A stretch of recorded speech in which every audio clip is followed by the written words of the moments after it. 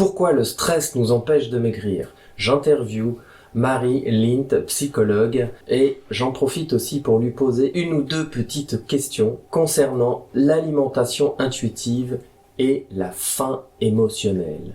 Mais avant, profites-en pour t'inscrire à ma chaîne maintenant. C'est juste là. Vas-y. Pourquoi t'en es arrivé à faire ce blog? Pourquoi t'as fait des études de psychologie? J'ai cru comprendre aussi que t'as fait des études en médecine. Voilà. Est-ce que tu pourrais nous expliquer un peu pourquoi? Pourquoi j'en suis venue à faire des études de psycho? Je pense que c'était une évidence chez moi. En fait, depuis toute petite, je suis très sensible aux émotions des autres. On pourrait dire que je suis très empathique en fait. Et du coup, j'ai toujours eu envie quand je sentais qu'un élève dans la classe qui était triste ou quelqu'un qui avait un problème, j'avais toujours envie de le soulager en fait. J'aime pas voir les gens mal à l'aise émotionnellement, tu vois. Voilà. Donc du coup, ça m'a toujours intéressée. Puis en grandissant, tu vois, ça m'a fascinée. Je me suis dit, mais qu'est-ce qui fait que certaines personnes dans une situation vont réagir comme ça, d'autres autrement? Qu'est-ce qui fait, enfin, comment ça se passe dans notre cerveau? Tout ça, ça m'a toujours fascinée et interpellée. Donc c'était un peu pour moi une évidence de faire ça, mais je connaissais pas la psychologie parce que dans ma famille, personne n'est psychologue.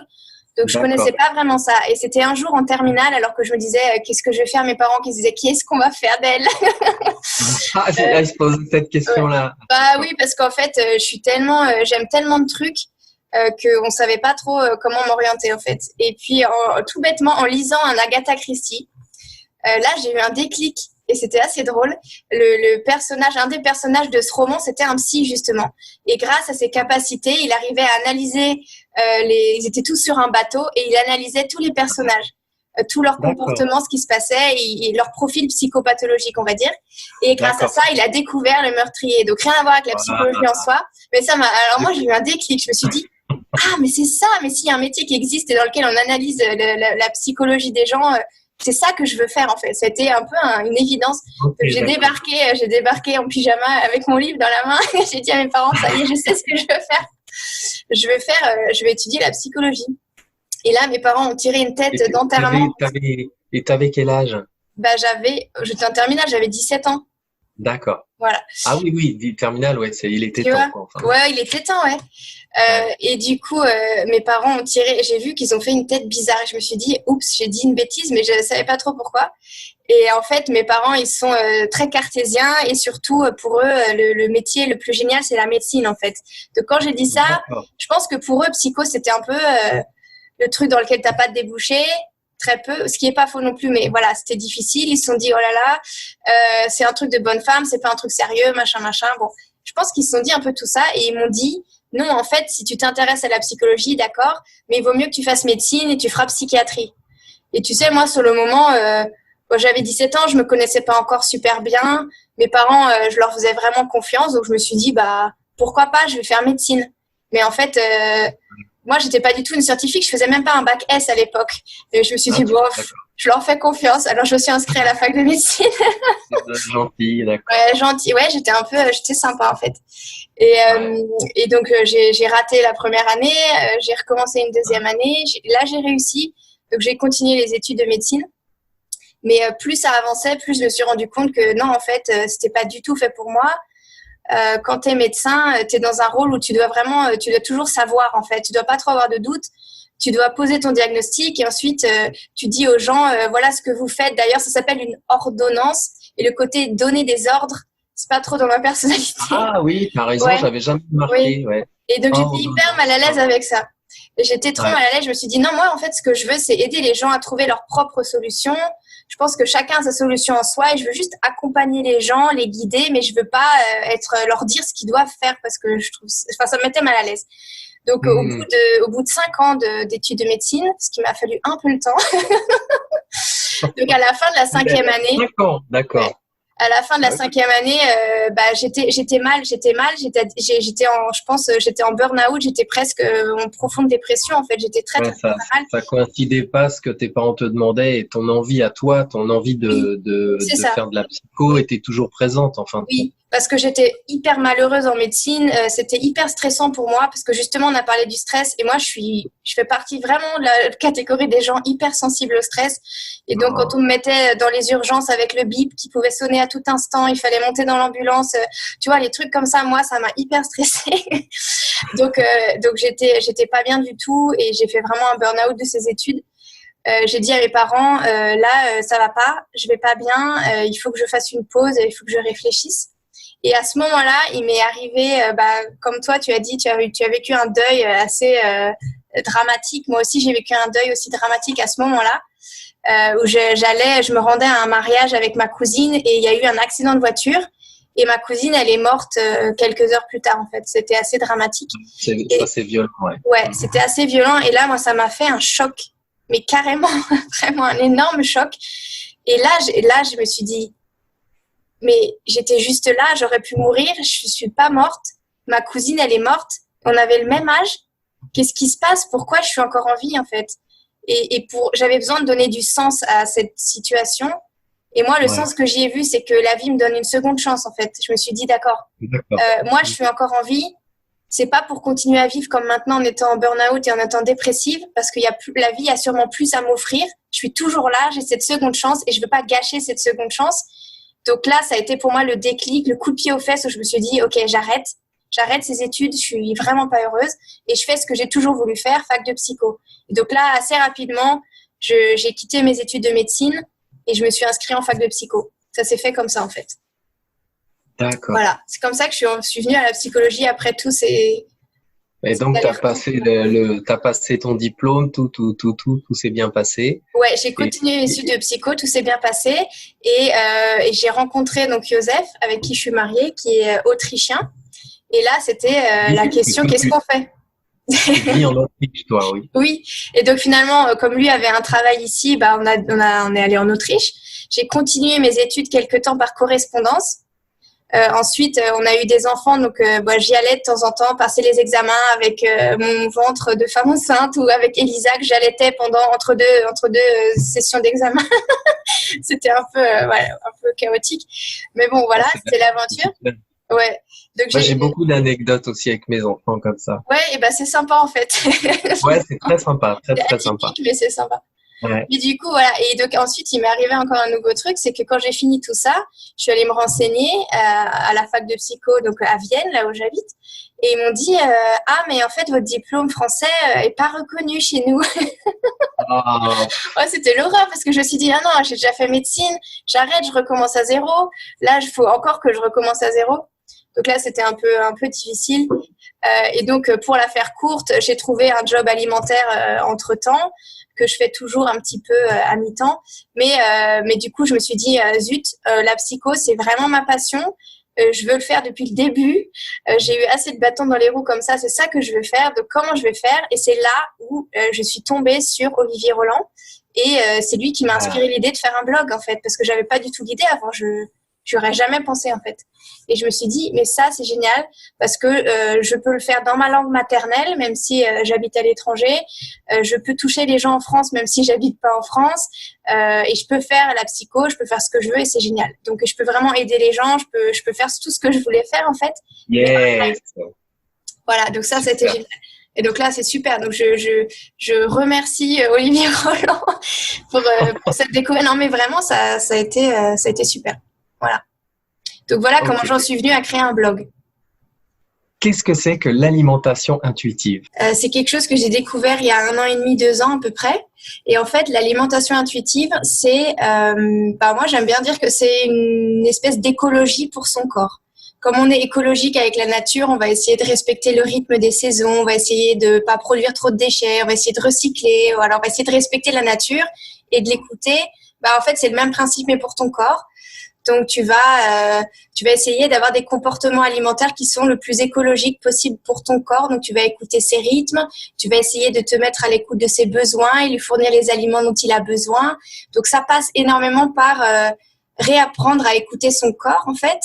D'accord. Et donc, j'ai une question par rapport à ça. Ouais. Par exemple, là, on est en automne. Oui. Donc, comment ça devrait fonctionner concrètement par rapport au fait qu'on soit en automne? Écoute, moi, je fonctionne pas forcément par rapport aux saisons, mais plus par rapport à moi. Et donc, personnellement, et ça va dépendre de chacun, mais moi, en automne, je sens que j'ai vraiment envie de manger des aliments plutôt épicés, du poivre, du curry. Je sens que j'ai vraiment plutôt envie de manger des aliments chauds, alors qu'en été, j'avais plutôt envie de manger des fruits, des légumes, des choses crues. Je sens que j'ai besoin de plus de vitamines. Enfin, je vais vraiment écouter bah voilà comment mon corps évolue au rythme des saisons, mais pas seulement. Ça peut être aussi au cours du cycle menstruel, mes besoins alimentaires, mes envies alimentaires vont évoluer. S'il y a des périodes où je suis plus fatiguée, je vais avoir d'autres besoins aussi. Ça dépend. J'ai un exemple concret, si tu veux, qui m'est arrivé il y a pas longtemps. Oui, justement, j'allais y venir. Est-ce que tu as un exemple concret? Un truc assez marrant. On m'en avait déjà parlé, mais je l'avais jamais expérimenté personnellement. C'est un médecin qui m'avait expliqué que des fois, on a des envies de manger certaines choses. Par exemple, tout d'un coup, on a envie de manger des trucs salés ou voilà. Et que des fois, bah, si on fait une prise de sang, ou en fait, ça peut correspondre effectivement à des besoins réels qu'on a. Et c'est notre corps qui nous envoie un petit signal. Et voilà, la tension est trop basse, j'ai besoin un peu de sel ou des choses comme ça. Ça m'avait intéressée. Et moi, ça m'est arrivé donc il y a pas longtemps. Je mange très peu de yaourt en fait parce que j'en ai pas envie. Et tout d'un coup, je me suis mis à avoir envie de yaourt du matin au soir. Et comme je suis dans ce processus d'alimentation intuitive, je me suis dit, OK, je vais donner à mon corps ce dont il a besoin. Donc, je mange des yaourts toute la journée et du fromage. Mais quoi, t'étais peut-être enceinte? Non, je ne suis pas enceinte. Mais oui.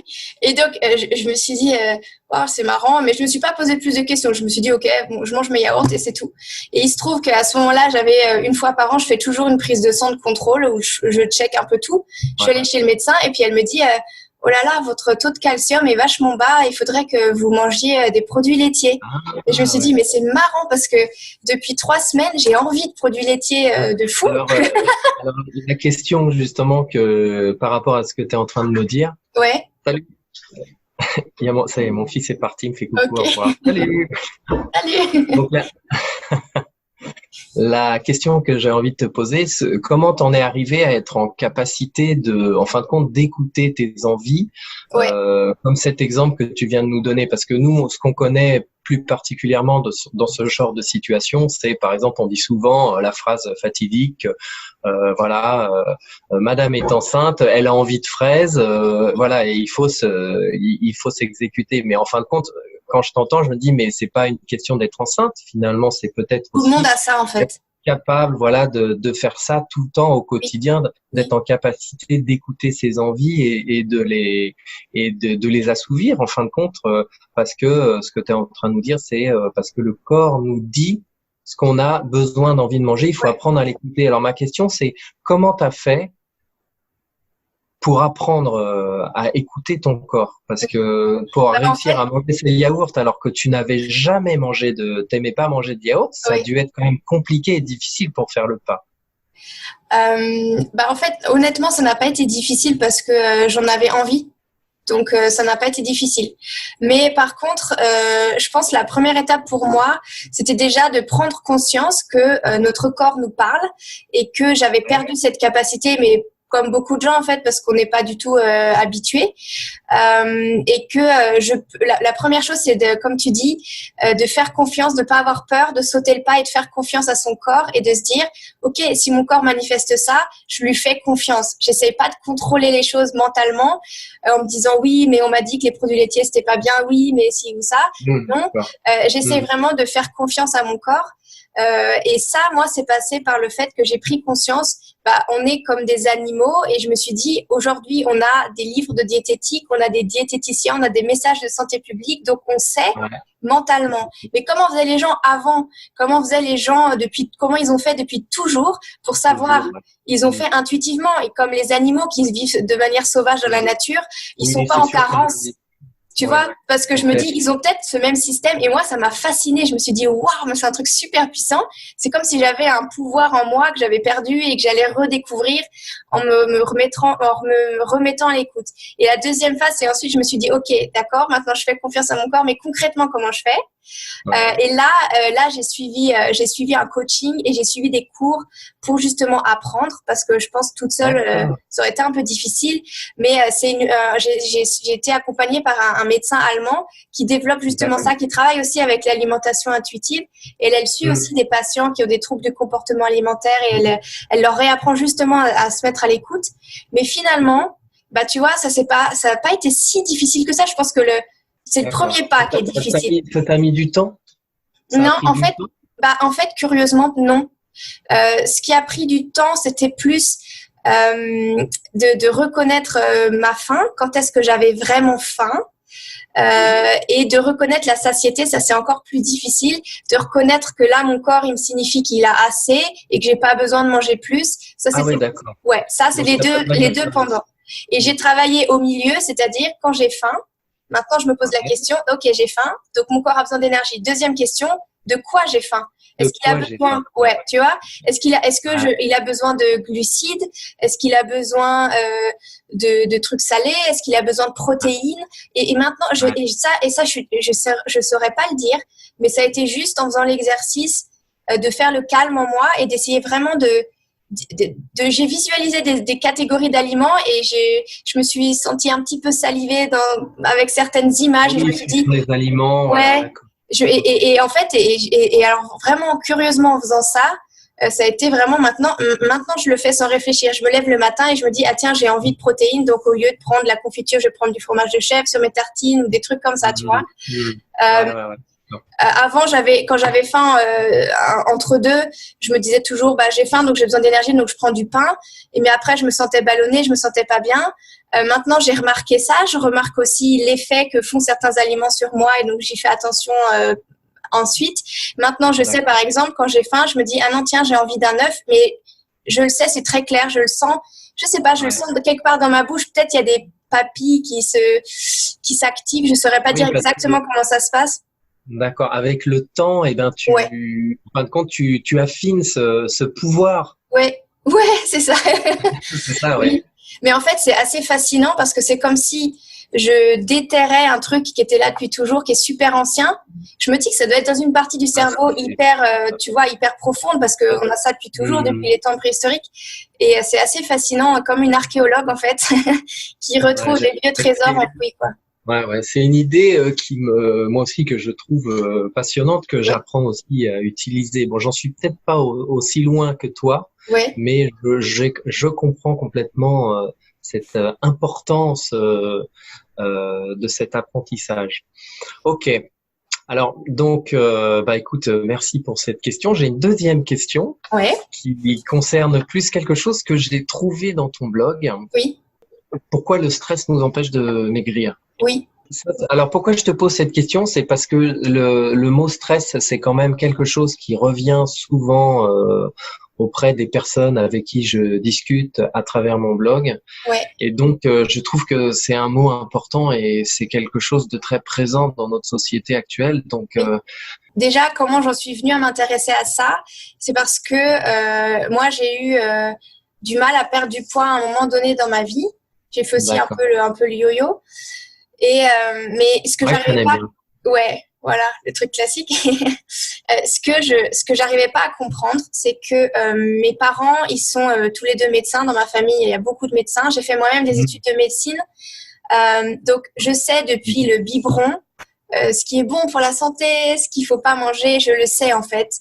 Mes parents sont des grands sportifs, donc ils nous ont toujours poussés à bouger. Je me suis dit comment ça se fait, parce que j'ai toutes les infos. Mais j'arrive pas, pourtant j'ai l'impression que je mange pas trop mal, mais ça marche pas, qu'est-ce qui se passe? Et donc j'ai essayé de faire un peu une rétrospective de toutes ces années de yo-yo, et je me suis rendu compte qu'il y avait un moment dans ma vie où, sans faire aucun effort, ni de faire plus de sport, ni de manger mieux ou moins, j'ai minci au moins de 10 kilos. Et je me suis dit tiens, ça c'est intéressant. Je me suis dit qu'est-ce qui s'est passé? Ouais, mais sans faire d'effort. Et je me suis dit en un an, tu vois, à peu près. Et je me suis dit mais qu'est-ce qui s'est passé? En un an en plus. Ouais. Je me suis dit, qu'est-ce qui s'est passé? Bah, c'était, oui, ça fait à peu près 1 kilo par mois, plus ou moins, quoi. Ouais, c'est ça, ça fait 1 kilo par mois, quoi. Ouais, bah, c'est tranquille, c'est un rythme correct, quoi. Ouais, sans rien faire, génial. Qu'est-ce qui s'est passé alors? Et je me suis dit, là, c'est intéressant, j'ai envie de savoir parce que j'y suis arrivée, c'est moi, c'est pas l'histoire de quelqu'un d'autre, c'est moi. Donc, qu'est-ce qui s'est passé à ce moment-là? Et là, je me suis rendu compte que c'était juste après un gros burn-out. J'avais pris une décision hyper importante pour ma vie, de faire un choix qui allait me rendre hyper heureuse. C'était un moment de ma vie où une année où j'avais presque aucun stress. Je faisais des études qui me plaisaient, dans lesquelles j'étais épanouie. J'étais en coloc avec des filles avec qui on s'éclatait du matin au soir. Je suis tombée amoureuse, etc. Donc c'était une année en fait où il se passait très peu de stress et beaucoup de trucs super géniaux. Et je me suis dit ok, ouais. Et je me suis dit mais c'est peut-être ça le truc chez moi qui va pas. C'est que et après j'ai regardé les moments où j'arrivais pas à perdre du poids et effectivement ça correspondait avec des périodes de gros stress. Donc là, je me suis dit, ah, trop cool, j'ai l'impression que j'ai mis le doigt sur un truc. Donc, j'ai creusé et effectivement, donc du coup, c'est comme ça que je suis intéressée au rapport entre le stress et le poids. Parce que moi, j'avais cette idée, il y a plein de gens qui disent, bah ouais, mais moi, quand je suis stressée, j'ai pas d'appétit, je mange pas, je mange moins, je perds du poids. Ouais, donc, ça me semblait au départ pas logique. Et finalement, donc, je me suis intéressée à ça. Et en fait, ce qui se passe, c'est que donc le mécanisme du stress, quand tu es stressé, ton corps va sécréter des hormones parce qu'il interprète la situation de stress comme une situation de menace, en fait. Et ça aussi, c'est des parties de notre cerveau très, très profondes, très anciennes. Et donc, du coup, que tu sois confronté à un vrai stress, genre accident de la route, enfin un truc énorme, ou juste un client pénible au téléphone qui est pas non plus un énorme stress, ton corps va réagir avec les mêmes hormones, avec les mêmes mécanismes. Donc, du coup, peu importe le type de stress que tu as, tu vas avoir exactement les mêmes conséquences dans ton corps. Et les conséquences, c'est que comme ton corps, il interprète, il y a une menace, il va falloir que je lutte contre cette menace, j'ai besoin d'énergie. Et où est-ce que le corps va trouver l'énergie? Dans l'alimentation. Et comment est-ce que ton corps va s'y prendre pour que tu aies plus d'énergie par l'alimentation? Bah, il va te donner faim. Donc, il va sécréter des hormones qui vont te donner faim. Et il va aussi sécréter des hormones qui vont diminuer ta sensation d'être rassasié. Donc, du coup, bah, c'est une équation assez simple. J'ai plus faim, je suis moins rassasié, donc je vais manger plus. Et comme on va pas vraiment lutter physiquement contre ce stress parce que on va pas taper sur notre chef avec notre pile de dossiers ou partir en courant par la sortie d'urgence. Laisse-moi tranquille, je vais encore manger, laisse-moi tranquille. Ouais, voilà. Et bah du coup, bah toute cette énergie, on l'accumule parce qu'on l'élimine pas. Donc on va manger plus que nos besoins. Et donc ça, si tu as un stress aigu, c'est pas vraiment gênant. Mais si tu as des petits stress répétés au jour le jour, parce que ton travail est stressant, parce que ton mode de vie est stressant, parce que ton organisation est un peu chaotique, parce que ton couple ou ta relation familiale est compliquée, bah on comprend que sur le long terme, ça va aboutir à une prise de poids. Et même si tu essaies de compenser en faisant un régime, vu que tu as ces hormones qui sont sécrétées en permanence, c'est un peu contre-productif en fait. Et du coup, je me suis dit, ok, en fait, c'est contre-productif et je vais essayer de me restreindre, mais j'ai ces hormones qui vont être là, je vais lutter contre elles.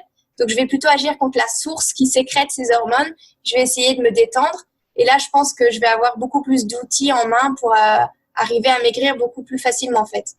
Donc, c'est comme ça qu'en fait, c'est un peu le mécanisme. Ouais. Tu connais un peu quelques outils, justement, pour lutter contre le stress? Oui. Alors, en fait, il y a les conséquences du stress direct. C'est-à-dire que comment je vais me débarrasser de toutes ces hormones qui ont été sécrétées. Et ensuite, il y a la source du stress. Il y a les deux pendant, quoi. Et du coup, pour te débarrasser un peu des hormones qui ont été sécrétées, qui sont principalement l'adrénaline et le cortisol, il y a deux choses. L'adrénaline, tu vas t'en débarrasser en bougeant. Parce qu'en fait, c'est ce que j'ai expliqué, le corps met toute cette énergie disponible pour passer à l'action. Et si tu n'as pas la possibilité de passer à l'action, il va falloir bouger d'une manière ou d'une autre. D'ailleurs, on ressent un peu intuitivement cette envie quand tu es stressé.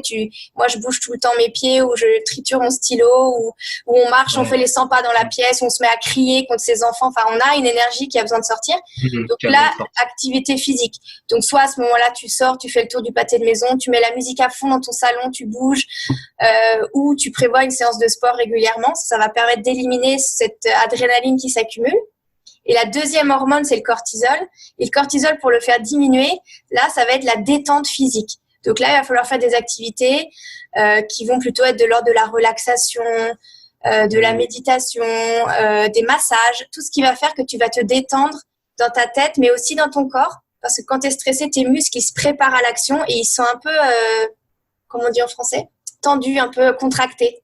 Ouais. Donc, du coup, ouais. Il y a des gens d'ailleurs qui ont des problèmes de santé juste parce qu'ils sont contractés physiquement alors qu'ils n'ont pas fait de sport ou ils n'ont pas fait de faux mouvements, mais c'est juste le stress.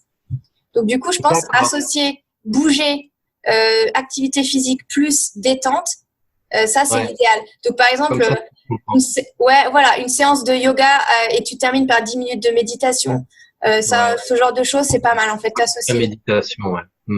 Oui, ou même tu t'allonges 10 minutes en écoutant une musique qui te détend et en essayant vraiment de sentir tes muscles qui se détendent, de faire attention, ou aller te faire masser une fois par mois, enfin, voilà. Ok, Marie. Voilà. Ok, bah écoute, c'est super ce que tu nous racontes. Et du coup, ça m'emmène sur ma troisième question, qui est justement aussi une question que j'ai trouvée dans ton blog, que j'ai trouvée vraiment intéressante. Qu'est-ce que la faim émotionnelle? Parce que c'est un mot que tu utilises souvent, la faim émotionnelle. Et alors, est-ce que tu peux nous expliquer ce que c'est? Alors, j'emploie ce mot-là. Pourquoi elle? Et j'ai vu aussi que tu disais par rapport à ça que la faim émotionnelle nous empêchait de perdre du poids. Oui. Alors ça, la faim émotionnelle, je trouve que c'est intéressant d'en parler aussi en même temps que l'alimentation intuitive. Parce qu'on dit il faut écouter ses envies, il faut écouter ce qu'on a envie de manger. Et souvent, l'idée qui vient tout de suite, c'est de dire bah d'accord, mais si j'écoute mes envies de manger, je vais manger des McDo toute la journée ou chocolat toute la journée ou des ouais, voilà. Ouais, c'est ça. Et donc du coup, là, c'est là que c'est important de dire. Du coup, il va falloir apprendre aussi dans ce processus. J'écoute ma faim. Quand j'ai faim, de se poser la question est-ce que j'ai faim physiologiquement? Est-ce que mon corps a besoin d'énergie? Ou est-ce que j'ai faim pour autre chose qui est plus d'un ordre émotionnel? Et dans ce cas-là, mon corps exprime un besoin, mais c'est pas la nourriture qui va être la solution. Et j'avais trouvé une phrase qui disait si la faim n'est pas le problème, la nourriture n'est pas la solution. Et je trouve que c'est assez juste. C'est-à-dire que certaines personnes, on va avoir envie de se réconforter ou de régler des situations d'insécurité émotionnelle en mangeant. Parce que ça va un peu nous anesthésier sur le moment ou parce que manger sucré, ça va sécréter des hormones de bonheur et on va se sentir bien. Donc, ça va permettre de se sentir un petit peu mieux à court terme. Ce que tu veux dire, en fin de compte, c'est que quand on ressent une émotion, si j'ai bien compris, quand on ressent une émotion, où on aura tendance à, pour pallier cette émotion, peut-être parce qu'on veut pas la vivre ou je sais pas, on aura tendance à manger, en fin de compte. Oui, c'est ça. C'est-à-dire qu'on peut avoir tendance à, pour gérer une situation désagréable, à manger pour se réconforter. Et c'est selon les personnes, c'est différent. Certaines personnes vont avoir envie de se remplir parce qu'elles sentent un vide. Certaines personnes, elles ont été habituées depuis toute petite à être réconfortées quand elles étaient tristes ou récompensées quand elles avaient fait quelque chose de bien par des gâteaux, des bonbons, etc. Et donc, elles vont avoir gardé ça plus tard. C'est éducatif. Voilà. Donc ça, chez chaque personne, c'est individuel, mais la conséquence, c'est la même. C'est que du coup, comme ton corps, il n'a pas besoin d'énergie, mais il a besoin d'autre chose, tu vas manger, donc tu vas manger plus que tes besoins et sur le long terme, tu vas prendre du poids. C'est ça le même principe qu'avec le stress. Et donc, en fait, ce qu'il faut se dire, c'est d'accord, mon corps, il manifeste un besoin, mais c'est pas un besoin d'énergie, c'est pas un besoin de nourriture, c'est un autre besoin. Il manifeste une émotion, alors. Oui, c'est ça. Et oui, il manifeste une émotion et les émotions, elles manifestent un besoin. Si je me sens triste, est-ce que c'est parce que je suis seule et que j'ai besoin de compagnie? Dans ce cas-là, manger, ça va peut-être me faire du bien pendant quelques temps. Probablement qu'ensuite, je vais culpabiliser. Donc, est-ce qu'à ce moment-là, je vais pas plutôt appeler une copine au téléphone pour me sentir moins seule ou tu vois? Ce que moi, je me dis, c'est quand on ressent cette faim émotionnelle et qu'on en a pris conscience et qu'on l'a identifiée, c'est de se dire quelle est l'émotion que je ressens et quel est le besoin qui est caché derrière. Il y a toujours un besoin qui est caché derrière. Et du coup, d'offrir à son corps et à soi-même ce dont il a vraiment besoin. Du coup, ça va pas être la nourriture, ça va être autre chose. D'accord. Donc, c'est encore quelque chose, c'est bien, hein, c'est encore quelque chose qui est dans l'écoute, en fin de compte, de son corps, l'écoute de là, c'est l'écoute de ses émotions. J'ai une émotion, qu'est-ce qu'elle veut dire? Par exemple, tu donnais cet exemple, je me sens seule, j'appelle une copine. Donc, ça peut être aussi une émotion. Bon, quel que soit, on a tout un tas d'émotions. Et de trouver à chaque fois, pour chaque émotion, par quoi je vais pouvoir le remplacer et la comprendre, cette émotion, ou tout simplement la vivre. Hein. Moi, en tant qu'homme, c'est vrai. Les hommes ont peut-être plus de mal à vivre les émotions et à les mettre dans un coin, là. C'est trop dur à vivre, trop intense. Hop, on oublie. Ouais. On remplit avec de la bouffe, par exemple. Oui. Voilà, et de plutôt la laisser s'épanouir. C'est pas toujours évident aussi. Hein. Une émotion qui arrive, comme tu parles de tristesse, c'est tellement plus facile finalement de se jeter sur la nourriture plutôt que de dire bon, je suis triste. C'est compliqué aussi. Donc comment tu imagines pour passer de l'étape à la prise de conscience qu'effectivement je suis triste, de non, je ne vais pas, comme je le fais depuis si longtemps, me jeter sur la nourriture. Comment tu peux réussir à passer le cap de dire bon, là, je ne mange pas, j'appelle une copine. Oui, c'est pas évident. Non, et pour moi, c'est passé par être bienveillant avec moi-même et m'apporter de l'amour en fait. Parce que j'ai pris conscience que quand je mange, au lieu de m'apporter ce dont j'ai vraiment besoin, je me fais pas du bien. Ça m'a rendu un peu triste. Je me suis dit, je me fais pas du bien et j'ai quand même envie d'être bienveillante avec moi-même. Ah ouais, tu dis apporter la culpabilité, donc plus, ça vient rajouter une autre émotion, donc c'est encore pire. Donc du coup, tu en manges? Oui, c'est ça. Oui. Et ce que j'essaie de faire aussi, t'es dans un cercle vicieux, quoi. Oui. Et en fait, ce que j'essaie de faire aussi, c'est que j'essaie justement quand j'arrive à identifier l'émotion et à pas manger. Je suis fière de moi, mais si jamais j'y arrive pas et que je mange quand même, j'essaie de court-circuiter cette culpabilité en me disant ça m'apporte rien de culpabiliser et c'est pas grave, j'ai craqué, mais en fait c'est pas grave, je suis humaine, je suis sûrement pas la seule, voilà, et je reste bienveillante avec moi-même. En fait, c'est cette bienveillance envers soi où je me dis mon corps a un besoin, j'essaie de lui apporter, et puis si je craque, je reste bienveillante avec moi-même, je suis humaine, c'est pas grave en fait. J'y arriverai la prochaine fois. Oui, j'y arriverai la prochaine fois, et le plus important c'est que je m'apporte de l'amour, que je voilà, c'est l'envie d'apporter, c'est l'envie d'apporter de l'amour et de la bienveillance à mon corps qui me pousse en fait et qui me motive dans ces situations-là. Ok, super. Écoute, merci beaucoup pour toutes tes réponses. C'est vraiment très intéressant. Je comprends mieux pourquoi tu en es venu là. Super. Merci. Merci à toi. C'était très sympa. Et voilà, l'interview est finie. J'espère que vous avez appris plein de choses comme moi. Mettez-moi un petit pouce bleu, un petit commentaire, abonnez-vous. Et c'est parti, vous me retrouverez pour la suite. Salut. Ici, c'est maintenant.